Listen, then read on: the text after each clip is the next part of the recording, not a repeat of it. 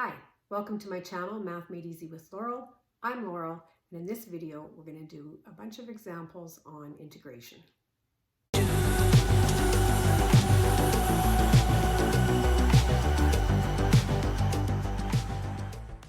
In the previous video, we talked about the definition of an indefinite integral, which is the integral of small f of x dx is equal to the capital F of x plus c, where c is a constant of integration, and the derivative of capital F of x is equal to small f of x.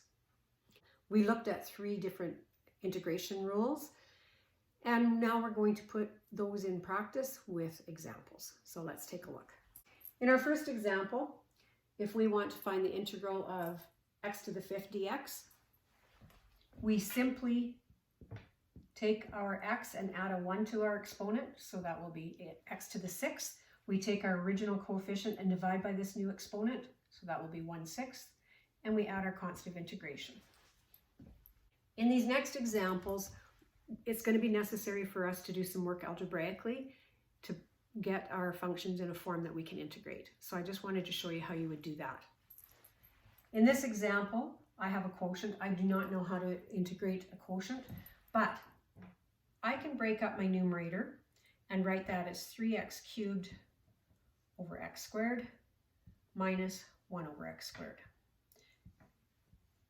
I know that when I add or subtract fractions, if I have a common denominator, I can combine the numerators. Well, I can do the opposite as well. Then I'm going to simplify these terms. So 3x cubed divided by x squared will be 3x.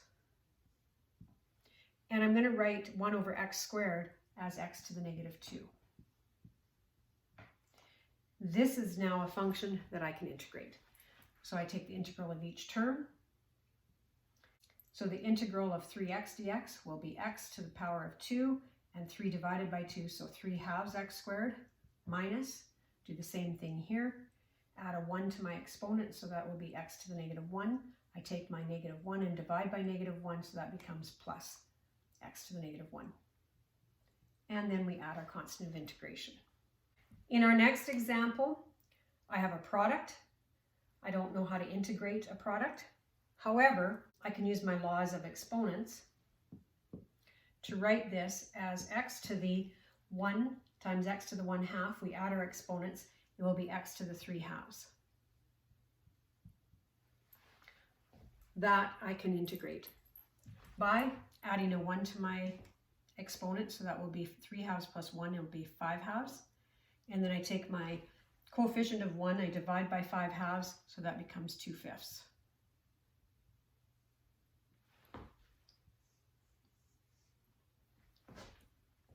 In our next example, we have a power.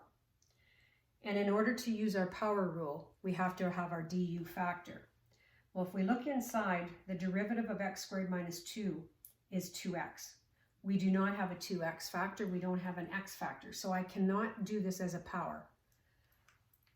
However, I can expand this. I can write this as x squared minus 2 times x squared minus 2.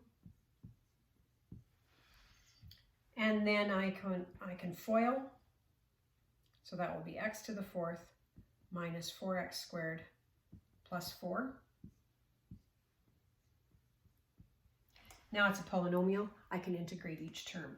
So the integral of the first term will be 1/5 x to the 5th minus 4/3 x cubed.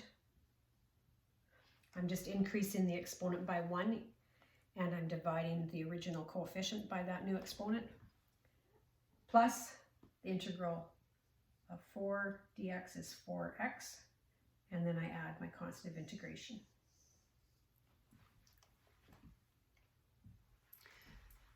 So if you have a function that you're not sure how to integrate, look to see if you can simplify it first. Now I want to focus on some power functions, so let's take a look at those examples. I want to focus now on using the power rule, which we learned in the last video was the integral of u to the n du is equal to u to the n plus 1 divided by n plus 1 plus your constant of integration, as long as n is not equal to negative 1. It can be any other value, but it cannot equal negative 1 because division by 0 is undefined.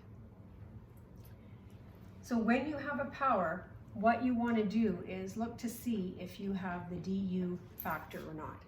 So in this case, our u is x squared minus 5.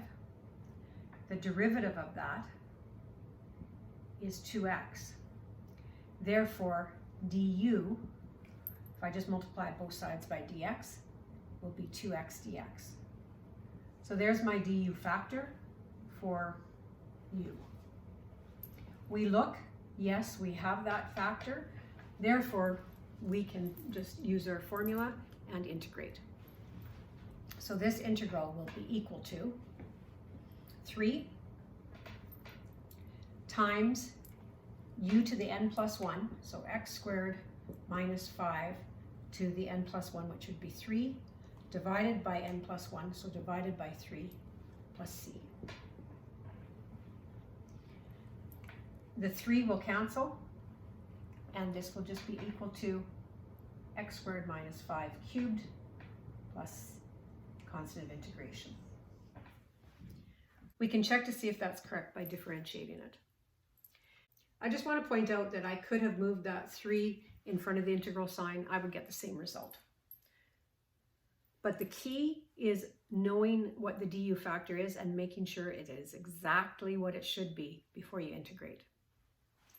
In our next example, we have the same u, x squared minus 5, so we have the same du factor. In this example, I have x dx, which is good because I need the x. I can't do anything if I don't have that x. But I need a 2x dx.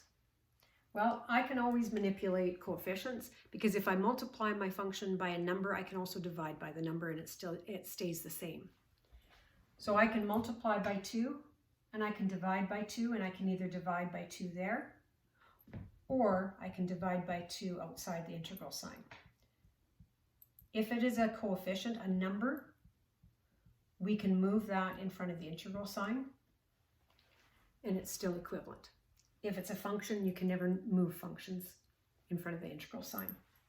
Now we have u to the n. We have our du factor exact. So now I can plug into my formula, which says it will be equal to 1/2 u, which is x squared minus 5, to the n plus 1, which is 5, divided by n plus 1, plus c. And when you clean that up, 1/2 divided by 5 will be 1/10 times x squared minus 5 to the power of 5 plus c. So when you are using your power rule, just be really careful that you have your du factor before you proceed. Let's try some more. My next example, I'm going to write it as a power rather than a root. So I'm going to write that as 4x minus 5 to the power of 1/2.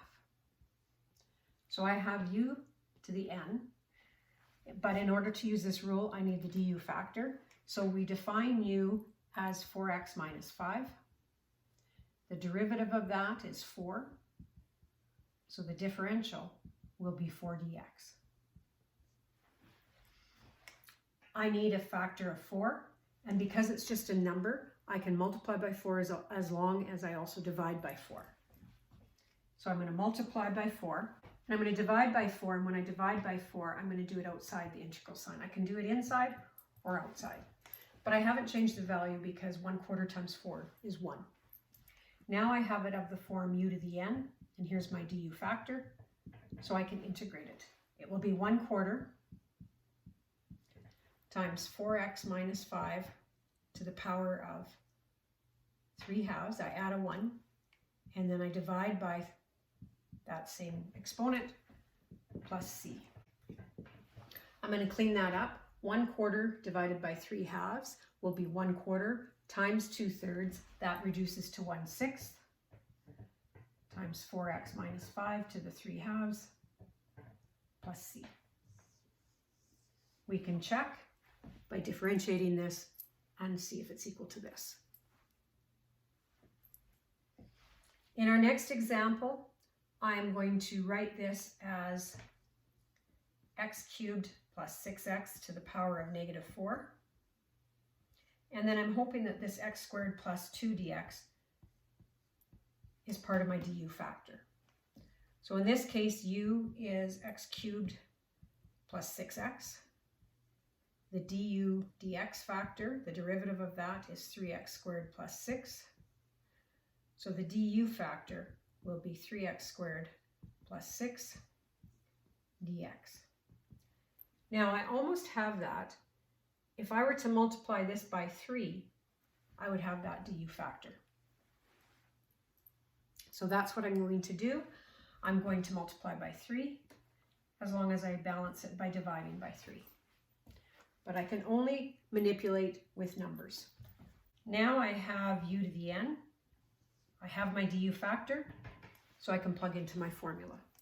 So it will be 1/3 u, which is x cubed plus 6x, to the n plus 1, -4 plus 1 would be -3, divide by n plus 1, so divide by -3, plus c. And that reduces or simplifies to be -1/9 x cubed plus 6x to the -3 plus c. And it's easy enough to check. My usual advice applies here. Practice these as much as you can. You want to be confident and competent in finding integrals, whether it's polynomial functions or power functions. We're going to be doing more of the same when we move on to definite integrals, as well as area under a curve, and then applications of the integral. But get a good foundation before you look at those other topics. Make sure you understand the concept of integration before moving on. And then when you're ready, we'll see you on the next video, which will be on definite integrals. Take care and see you then.